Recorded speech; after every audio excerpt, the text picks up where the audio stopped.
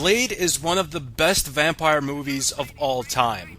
Blade, the game for the PS1, is not one of the best games of all time. This game sucks. It follows that old-time tradition of movie-based games just being awful. First of all, let's get the aesthetics out of the way. While the graphics aren't technically bad, the game is dark. I mean, literally, it's black as night. I can't see anything. I wish I could tell you about the various textures and details of the graphics, but I can't see them because the game is like running through a black hole. When there are those certain spots with some light in the game and you can actually see the character you're playing and the walls, it's like a breath of fresh air, but those are way too sparse and far in between. The concept of this game is pretty simple. You have guns and you have your sword. Swords are good to kill vampires, guns are good to kill familiars, which are basically humans working with the vampires. You can obviously use whatever weapon you want to kill all the enemies, but it takes a little too long to take out the vampires with guns. The game has you running through the tightest, smallest corridors of all time. I mean, I talk about a lot of linear games being like a hamster maze. This is like an actual hamster maze. I'm not even over-exaggerating. And Blade controls horribly. You will constantly be running into walls when you're trying to enter a door. Trying to line yourself up with a button you want to press is a complete hassle. And doing something as simple as running up the stairs is the biggest hassle in the world when the camera switches angles. It's literally easier to kill like 3 enemies at once than to run up the stairs. That's right, in this game it's easier to commit triple homicide than to use stairs.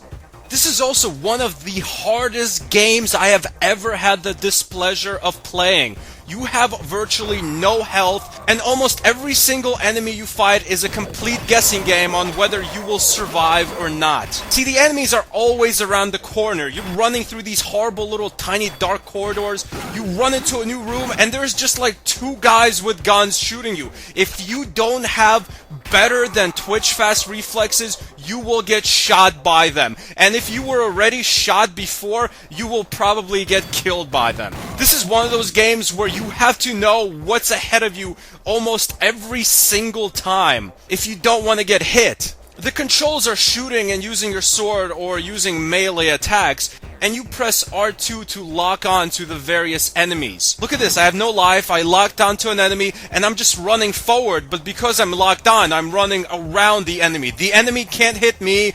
I don't want to stop and hit the enemy because it's one more hit and I'm dead, so we are forever trapped in this never-ending, infinite loop of awfulness. I mean, this gameplay here is Blade the game in a nutshell.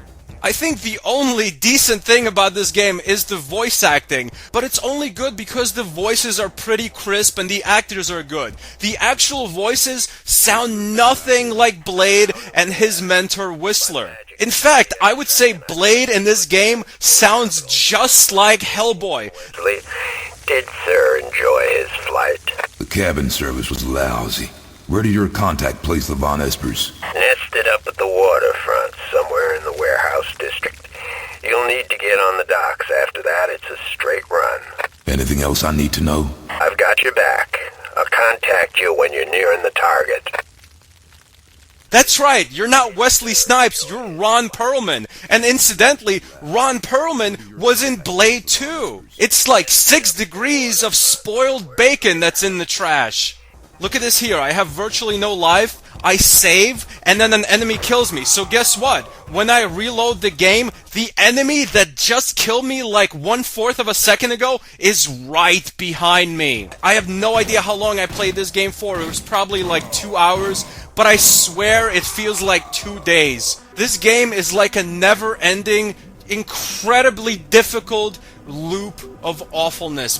Blade for the PS1 gets a very deserved stanburdman rating of a 3 out of 10.